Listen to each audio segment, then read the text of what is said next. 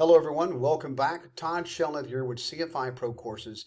And this month you can actually see I have a slightly different background. I'm in the current process of moving from Atlanta, Georgia down to Jacksonville Beach, Florida to be a little bit closer to my full-time job's home office. And so the next time that you catch me in March, we'll actually be broadcasting from my new studio at my new place down in Jacksonville. So thank you for your Patreon support this month. And as we continue to work along throughout our CFI training, I am continuing to field questions and comments and to do online training with those at the Maverick level and above who get the 1 hour free ground per month. There's a lot of input that has come in this month in regards to the actual teaching aspect of things. So what I'm constantly fielding questions about is in regards to how do I speak the speak? How do I talk the talk? I'm still talking like a commercial pilot on this in my practice. I'm still talking like a private pilot, a commercial pilot. It's kind of difficult for me to do the teaching. So I want to talk a little bit about that this month, and I want to talk about how we use storyboarding or storylining or just the art of telling a story while teaching. And I find it to be the most important thing. So stay tuned and we'll be right back to tell you how to do this.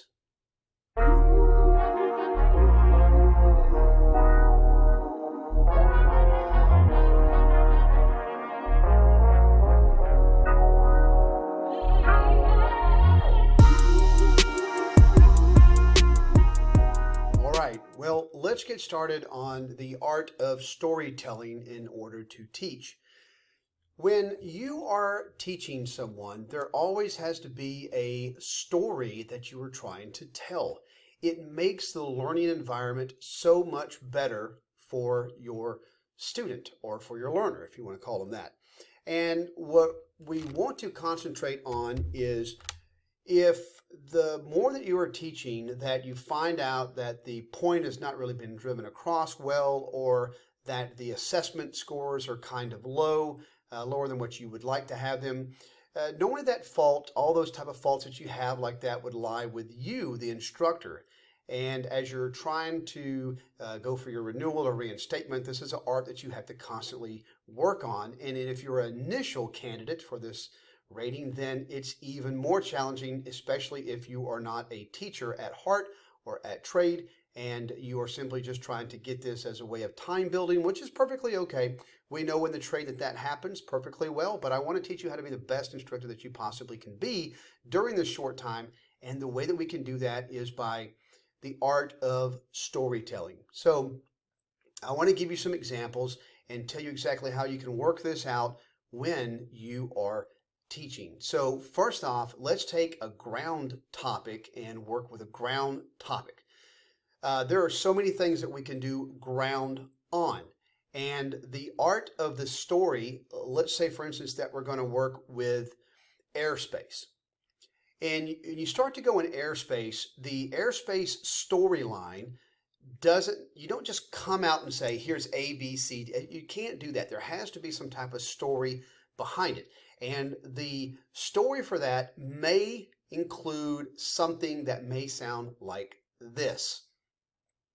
All right, today I'm here to teach you airspace, and let's talk a little bit about what this would represent, something that you probably already know. So have you ever driven out like on a road someplace and maybe have come up to a place where you're not supposed to be? What kind of situation do you think it would be? How would you know that if you were in a car or you're in your vehicle, how would you know that you're in a place that you're not supposed to be? And then I would want to have that kind of dialect and interaction with my learner and try to see if they can answer some of the questions, because I don't want them just sitting there like on bated breath for every word that I am saying. I want them to be interactive with the learning. So I would wait for them to say something like, well, I'd probably see a sign, or I'd probably see some markings or something like that. And I'm like, yeah, you probably would. I mean, how do you know you're not supposed to be on a military base? You see like a gate, There's a fence, there may have some razor wire on it, there's a guard, may have a gun, there may be some signs. I mean, you see all of it, what it is. But when we are out in the airplane, there are no signs, there are no guards, there are no fences, there are none of this stuff. There is none of this stuff. So we have to really make sure that we set the tone properly for our students and have them understand. So as I go through that and I tell them there's no signs, there's none of this, we have to be able to understand where we are. So I cannot teach airspace without some additional material to supplement what I'm trying to do in my story. I have to have something to show them. I personally cannot teach airspace without the use of a sectional chart. And by sectional chart, I'm talking about anything digital, just what we know as the sectional chart. You can use whatever you want to use. You can use WingX, you can use Garmin iFly, you can use the AOPA app, you can use whatever program it is that you want to use on your iPad to bring that up, even if it's an online edition of one of those items as well. So I would continue the story and try to build on the story as I would any other story. I have to build that base, that platform, and I have to start from the lowest point of the area and work the back story up. So I would start with the lowest thing down to the ground in class golf, and I would work my way up and then out. And then because there are maybe if they're a student pilot, I don't want to put a lot of emphasis on class A, so that's something that would be at the very end of my lecture, not at the front end of the lecture. You'd never want to teach airspace A, B, C, D, E, G. That's the worst way you could do it because there's nothing that you could substantiate ground on to say that you're going to student pilot and you're up at 18,000 feet and you're wearing oxygen and you got talking to 18. None of that stuff really is going to set that tone in the student's mind. So the storyline to go behind it. If you've watched my airspace, my weight and balance, my runway incursions, or any of my other technical subject area courses, you can actually see that there's a story that goes behind it. But what about in the flying portion? Well, the flying portion also has a storyline behind it, but the storyline in the flying portion is based off the relevancy of what you're actually doing with that maneuver. And every single maneuver has a very specific reason why you do it. Now, you can learn this by many ways. You can just have the reason for doing it. You can have an objective statement list, which you can find within the Patreon channel here. It's one of the posts that I did where I have an objective statement list. And you can print those off and you can do that, or you can just know the reasoning behind it. Rectangular course, it's for learning the traffic pattern. So therefore, you can't do the traffic pattern before you do rectangular course because rectangular course is for learning the traffic pattern. Then you have S-turns across the road. That's for spacing on arrival. Then you have turns around a point. Why would I need to do that? Well, I'm on the downwind. ATC comes on and says 435 Alpha, make a right 360 for spacing, report when reestablished. Well, that's a very good example of why I would do a turns around a point. I'm trying to keep myself in a confined area. But the storyboard behind that, the storytelling, may actually go a little bit deeper. And the way you have to do that is you have to put the person in that spot, put them in that aspect in which this is relevant. So let's talk about a couple of maneuvers or one or two, and let's actually see if we can paint that story. And today I think that we'll go with the power off stall. I love the storyline that's usually behind a stall because if a person doesn't know why it's important to learn it, then they won't do it.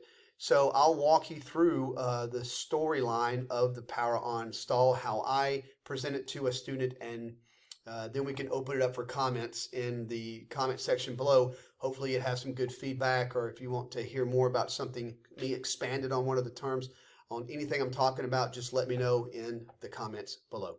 So I have done slow flight. I can't introduce stalls without first talking about slow flight. So the applicant, the learner, the student, they are familiar with slow flight. And now I want to introduce the power off stall.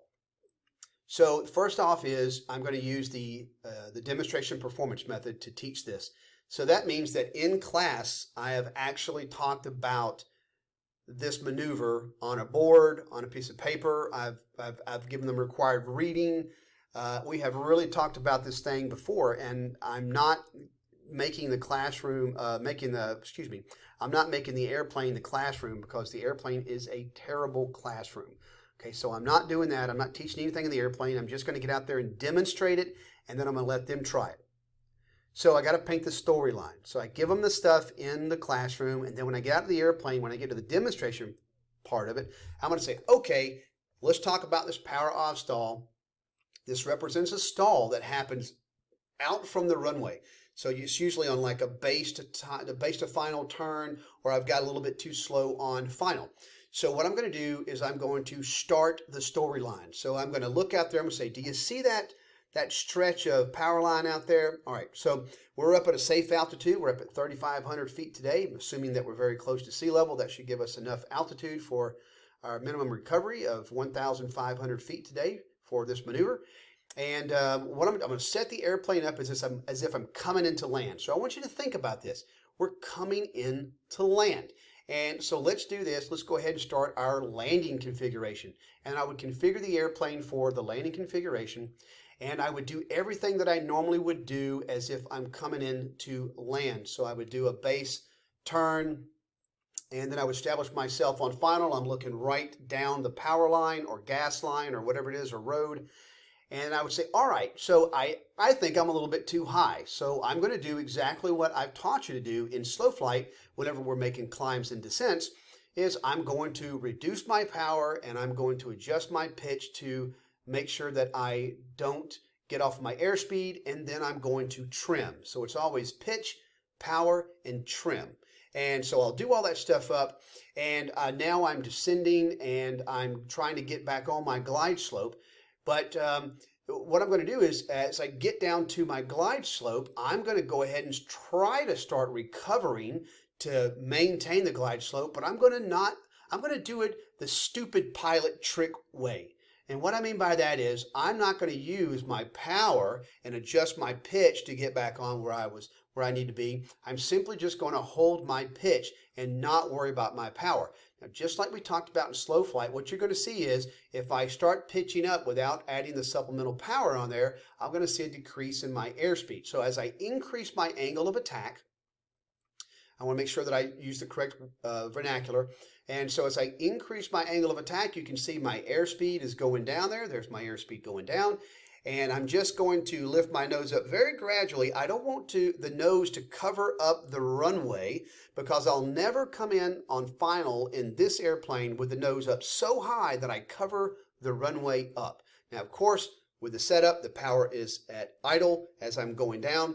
And I'm just going to lift the nose up very gradually, just right up to the horizon, not above it, and just go ahead and let the airplane warning horn go off. And then I'm going to slightly decrease the angle of attack so that way the warning horn stops playing. And then I'll ask them, hey, did that work for you? Did you hear the warning horn? Did you see the warning light? This works for about 95% of all flight training airplanes. Usually the only flight trainer that I cannot get the stall warning horn on with the nose level with the horizon is the Diamond series aircraft. I usually have to bring the nose slightly above, which is not conducive to the normality for a Piper or a Beechcraft or a Cessna product flyer. It's just because these things are ex-gliders at their roots of their creation. They actually have very, very good lift capability. So just bringing the nose to the horizon on the DA-20, you may not get that. So you may actually have to bring the nose just slightly above the horizon, but very, very gradual pitch. Do not let the student get worried about how much pitch is on this airplane. So as I lift up and I get that warning horn, I'm going to be constantly looking and talking with the student, because I want the student to be listening to everything I'm saying and watching what I'm saying. And then I'm going to slowly reduce the angle of attack and allow the warning horn to cut off. And I'll ask them, did that bother you? That was the warning horn. That is the item that tells us, hey, you're at imminent warning. So whenever you hear that sound, I want you to say, imminent stall. Okay, so every time we do this, I want you to say imminent stall. And then I'll say, I'm going to show you that one more time, and I would lift the pitch back up. Very slowly, very methodically slow. I don't want to scare the student because fear is a very thing to overcome, very bad thing to overcome. Lift the nose up slightly, warning horn again, and lower it down. Then I would allow them to go ahead and practice it 1 or 2 times. And then I would then very slowly go through the warning horn, very slowly, very methodically to the buffet, allow them to feel the buffet. Then I would do that a few times, allow them to try it. And then, and only then, if they felt comfortable with it, I would demonstrate the full brake. And I don't like to have them demonstrate the full brake or try to work on the full brake the very first lesson. I wait till the next lesson, because if I look at them and I'm gauging them and I see that they may be sweating or they look nervous, I won't push them past that point. But the storyline has to keep going along. So you say, now, if you're on final and you find yourself in that predicament, the best thing to do is never salvage a landing, always just do a go around, and you're already too slow, and you're slow and low. These are not good things. So let's go ahead and let's slowly and methodically add the power back in. Let's bring the nose up to level with the horizon. Let the airspeed pick back up, and then we'll commit to a VY climb and correct our configuration and do whatever checks in our respective aircraft need to be done for the go around. And of course, that would also mimic somewhat of a stall recovery procedure. And so those two really kind of go together, and there's some correlation that goes into stall recovery versus the go around or ejected landing. So it's that knowledge that you must have on top of that. So I want to have that storyline going on the whole entire time I'm teaching. So everything has a story. Tell the story, even if you're doing a power on stall. So, all right, so today my flight school is at the very end of the runway, and there's a bunch, all my friends are out there today. So I'm going to take off, and I'm going to show them how aggressive this Piper Archer climbs, and how just, God, it's just a beast, you know. And then I start to climb out, and then I'm seeing my friends. I'm like, hey, what's up? And I'm going to bank kind of aggressive. Hey, what's up? And then the warning horn goes off, and then I'm like, oh, diggity darn, what's going on? You know, and I have to make that move. And so I said, all right, let me show you what that would look like if it happened in real life. And then I actually do that. So I'll set a hard deck for the maneuver, like 3,500 feet or 4,500 feet or whatever works for your area. I don't care. As long as you have a minimum altitude for recovery of 1,500 feet per the ACS, PTS. If your school has something different from that, that's perfectly fine. Or if you have a higher standard than that, that's fine, but that's the minimum for the FAA. And so I would say, okay, now we're taking off, and 3,500 feet indicated represents us taking off.